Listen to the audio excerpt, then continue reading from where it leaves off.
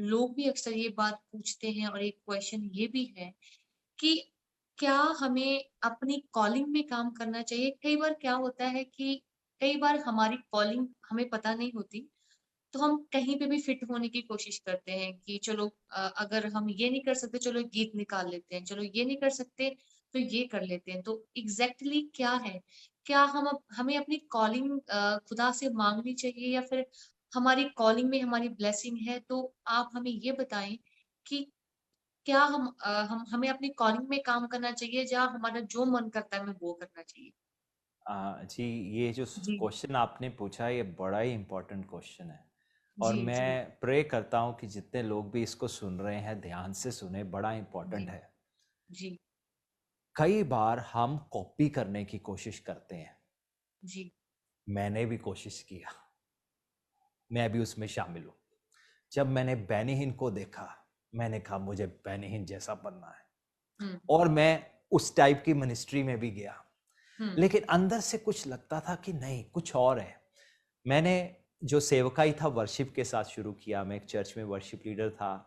फिर जी, उसके बाद मैं यूथ पास्टर बना। बहुत सारे यंग लोग, मैं एक बहुत अच्छी कलीसिया में जाता था, तो बहुत जी, सारे यंग लोग आना शुरू हो गए। जब मैंने उनको देखा, मैंने अपने कदम पीछे हटा लिए। मैंने कहा नहीं, हुँ, इनको आगे बढ़ने दो, और मैंने जो इनको मेंटरशिप देनी है मैं वो दूंगा।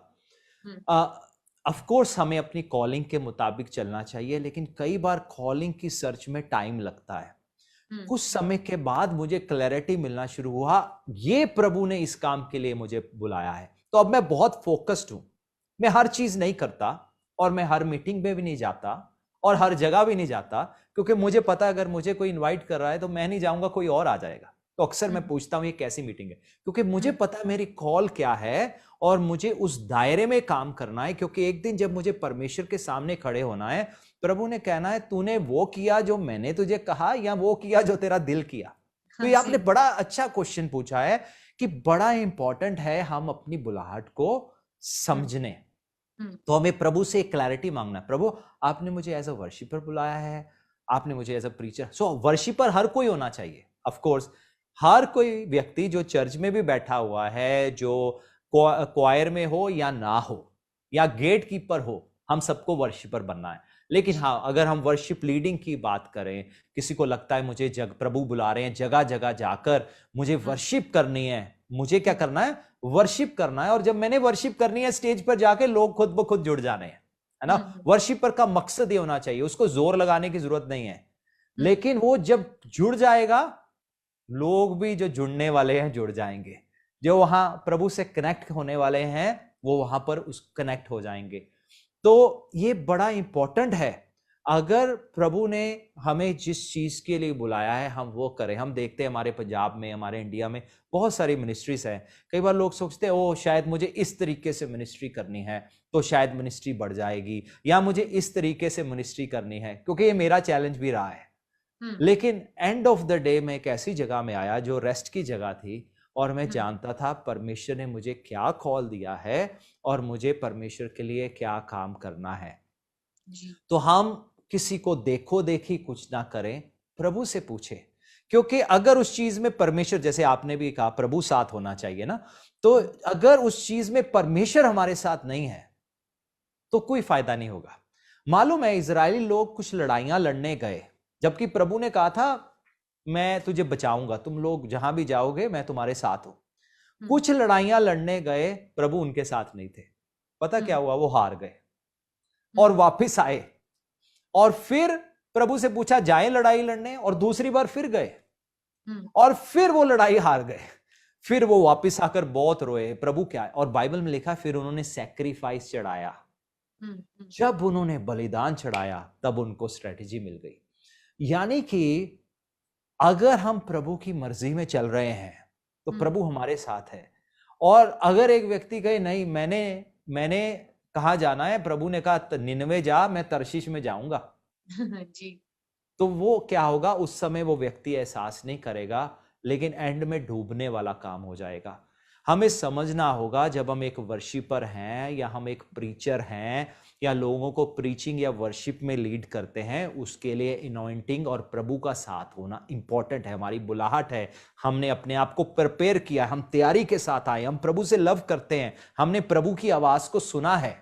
जस्ट कॉपी करके नहीं कि चलो हम भी अब यूट्यूब पर चले जाते हैं, हम भी मशहूर हो जाएंगे, आए हम भी अपनी मौसीकी दिखाते हैं सबको, हमें भी गाना आता है ना। सो ये वो नहीं है, ये एक युद्ध है, ये एक वॉर है।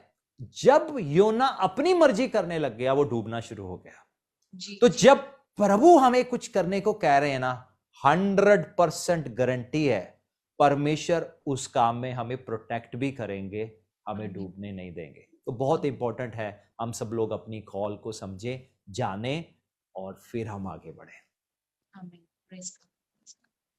जी पास्टर जी, आपने बिल्कुल सही कहा है, बिल्कुल।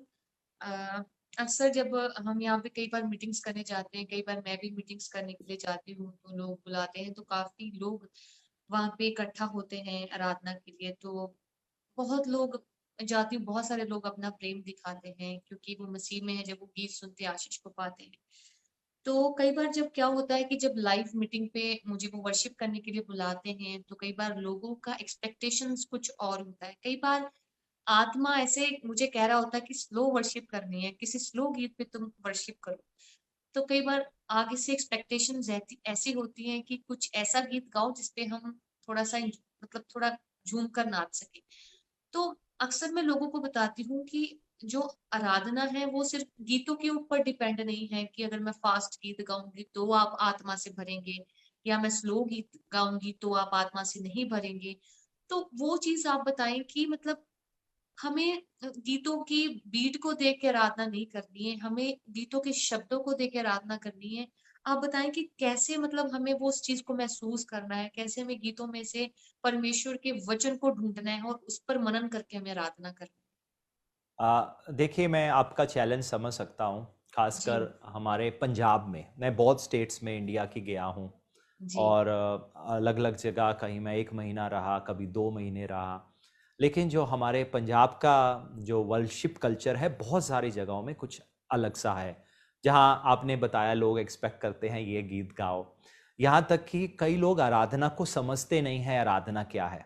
जी। मुझे याद है, मैं एक बार एक गांव में प्रीच करने गया, ये अराउंड 2006 या 5 की बात है। जी।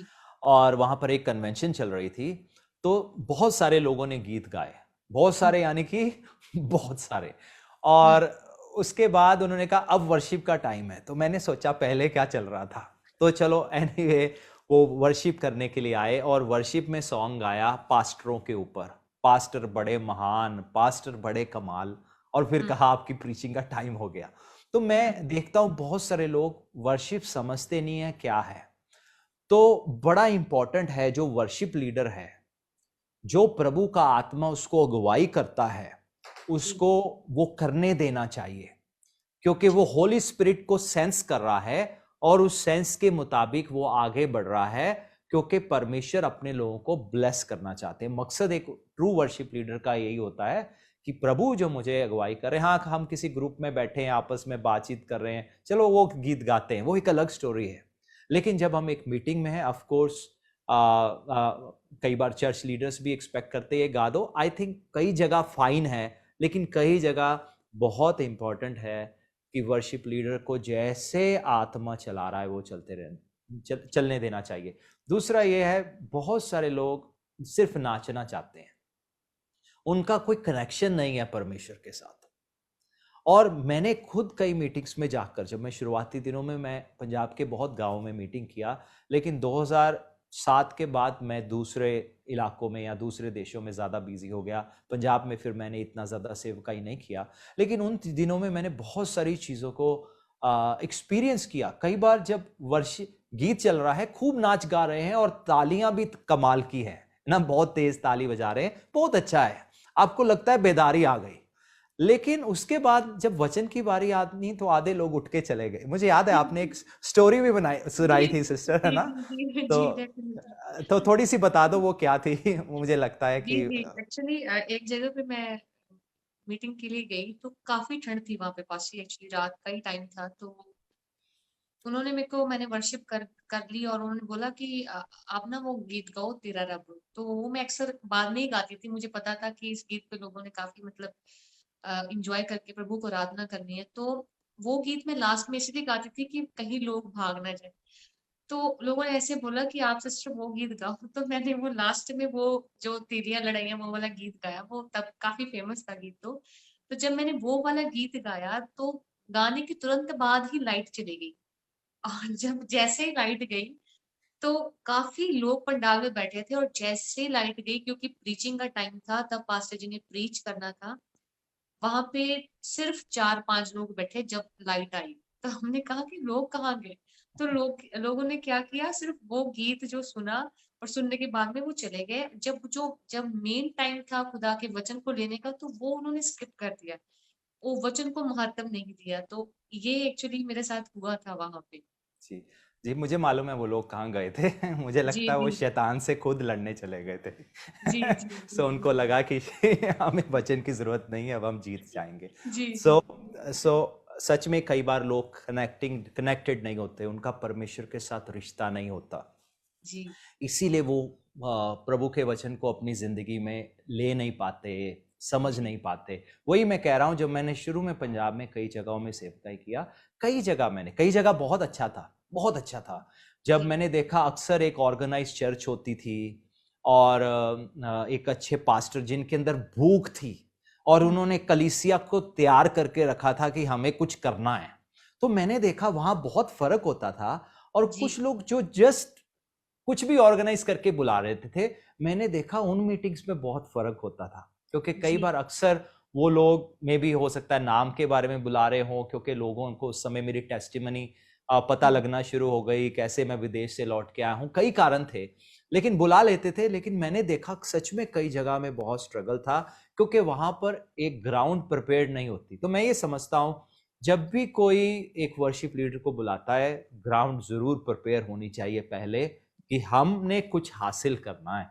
आज हुँ। परमेश्वर हमें बरकत देने जा रहे हैं, आज यहाँ पर जिंदगियां तब्दील होने जा रही हैं। तो जब लोग उस सेंस से, ये नहीं कि रोमिका मसीह आई है या विक्रम शाही आए हैं या कोई और प्रीचर या बेनीहिन भी आए हैं, चलो आओ बेनीहिन को जाके देखें। जी, जी। मुझे याद है पास्टर बेनीहिन ने एक दिन एक स्टोरी में बता रहे थे, तो एक दिन वो एक चर्च में गए जहां उनको प्रीच करने के लिए बुलाया गया। तो हुँ। जब वो उस चर्च में प्रीच करने गए तो वो पास्टर बीमार थे जिन्होंने उनको इनवाइट हुँ। किया, लेकिन हुँ। वो हीलिंग पे कोई ज्यादा विश्वास नहीं करते थे। हुँ। तो उन्होंने कहा, जब मैं प्रीच कर रहा था तो मैं चाहता था उनके लिए प्रेयर करूं, मुझे अंदर से गाइडेंस नहीं हो रही थी। हुँ। तो मे बी वो तैयार नहीं थे, क्योंकि वो कई बार कनेक्शन बहुत इंपॉर्टेंट होता है। जी। तो उन्होंने कहा कि मैं इंतजार कर रहा था, अब प्रेयर करूं, अब प्रेयर करूं, अब प्रेयर करूं, और वो मेरी ओर ऐसे ही देखी जा रहे थे। बेनहीन दाएं हुँ। गया, बेनहीन बाएं गया, बेनहीन इधर गया, बेनहीन उधर गया। लेकिन हुँ। उन्होंने कहा, कुछ समय के बाद मैंने देखा उनकी आंखें बंद हो गई। प्रभु के आत्मा ने कहा, यह है टाइम, कर प्रार्थना। वो जुड़ गया मेरे साथ और उन्होंने प्रेज़ कहा, बैंग, जैसे मैंने प्रार्थना किया उसको ब्लेसिंग मिल गया। आमीन। तो बहुत सारे लोग हम कई बार देखते हैं, वो एक व्यक्ति को देखने आते हैं, चाहे हुँ। 1 ABCDE कोई भी क्यों ना हो।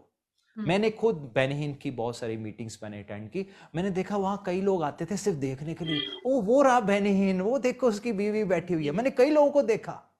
जी। और लेकिन ऐसे भी लोग देखे जो बेनिहिन को नहीं देख रहे, जो उसके अंदर यीशु है ना उसको देख रहे हैं। एक बार हमारे अमृतसर के पास्टर हैं, मैं उनके साथ बॉम्बे गया, तो बेनिहिन का एक क्रूसेड था 2004 में। तो उस समय मुझे मालूम नहीं आपने वीडियो देखा या नहीं देखा, अगर जो हमें देख रहे हैं अगर आपने वीडियो देखा है तो आप हमें बता सकते हैं कमेंट करके। जी।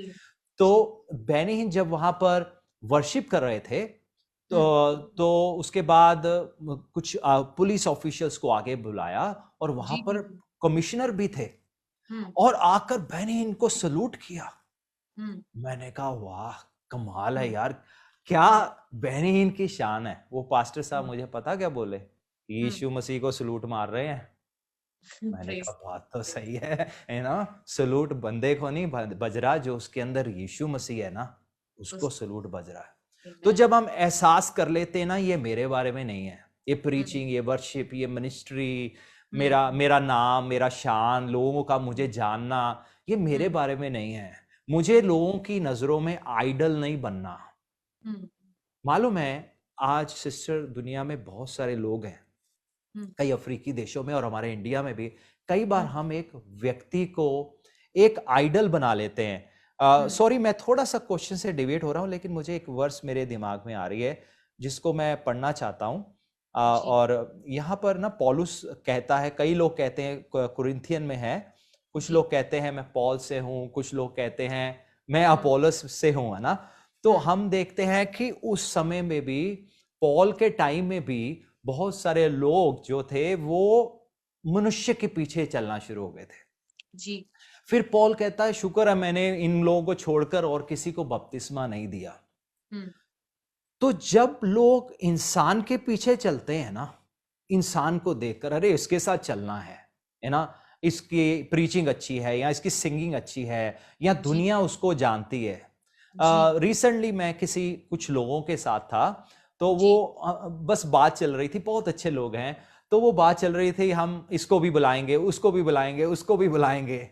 तो मैंने उनको कहा इंसान को अगर आपने कबूल किया आपको कोई फायदा नहीं होगा, मैसेज को कबूल करो, मैसेज को। बहुत सारे लोग बंदे को कबूल करते हैं, मैसेज को कबूल नहीं करते।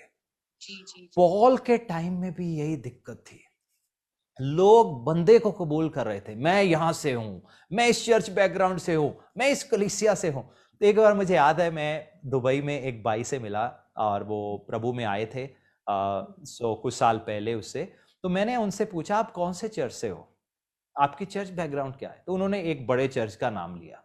जब मैं अगली बार उनसे मिला तो मुझे पता लगा वो एक ही बार उस चर्च में गए हैं और कोई और ही पास्टर है जो उनकी देखभाल करता है और उनकी फैमिली की देखभाल करता है। तो मैं देखना शुरू हो गया, सच में बहुत बार लोग अपनी आइडेंटिटी एक मनुष्य के साथ जोड़ने की कोशिश करते हैं। लोग एक आइडल ढूंढते हैं, है ना, आइडल। जैसे हम देखते हैं बहुत सारे लोगों के लिए फिल्म एक्टर्स एक्ट्रेसेस आइडल हैं, उनकी तस्वीर कमरे में लगाई होती है ना, और मुझे शाहरुख खान बनना है, मुझे ऐसे बनना है, मुझे वैसे बनना है, मुझे ये बनना है। तो आइडल, एक वो आइडल होता है, एक वो आइडल होता है लोग यीशु मसीह की मूर्ति बना लेते हैं और मूर्ति बनाकर आराधना करते हैं क्योंकि उनको कोई चीज विजिबल चाहिए देखने के लिए। और बाइबल में लिखा है कि मूर्ति देख नहीं सकती, सुन नहीं सकती, बोल नहीं सकती, समझ नहीं सकती, वो कुछ भी फील नहीं कर सकती। और प्रभु यीशु मसीह ने कहा सच्चे आराधक मेरी आराधना आत्मा और सच्चाई से करेंगे। तो इसी तरह कई बार हम देखते हैं लोग एक इंसान को भी आइडल बनाने की कोशिश करते हैं। ये बहुत डेंजरस है। अब हम पॉल की नम्रता को देखते हैं, उसके जैसा इस प्रभु के द्वारा यूज हुआ व्यक्ति दुनिया में कोई नहीं। बहुत बड़ी सेवकाई किया उसने, लेकिन हर बार वो इस बात पर बड़ी अहमियत देता था कि प्रभु बड़े मैं घटूं। बाइबल में यूहन्ना ने कहा ना, लोग आए कि भाई वो तो तुम्हें छोड़कर वो यीशु मसीह के पास जाना शुरू हो गए हैं। पहले वो किसके पास आते थे? बंदे के पास आते थे, पहले वो इंसान के पास आते थे, वो पहले इंसान के नाम के कारण जाते थे, लेकिन बाद में इंसान के पीछे जाते थे, लेकिन बाद में हम देखते हैं वो यीशु के पीछे चलना शुरू हो गए। जब वो यीशु के पीछे चलना शुरू हो गए, यूहन्ना बपतिस्मा देने वाले के चेलों ने कहा अरे लोग तो हमें छोड़कर जा रहे हैं। तो उन्होंने कहा यह जरूरी है, वो बड़े मैं घटूं। कई बार लोग शुरुआत में एक इंसान को देखते हैं और मैं भी इंसान को देख के आते हैं, लेकिन उसका एंड पता क्या होना चाहिए?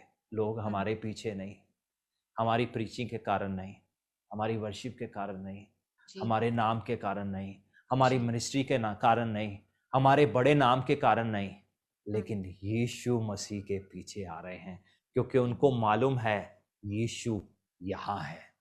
जब हम यहाँ जाएंगे, जब हम आराधना में जुड़ जाएंगे, जब हम ये वर्ड को सुनेंगे, हमारी जिंदगियां तब्दील हो जाएंगी।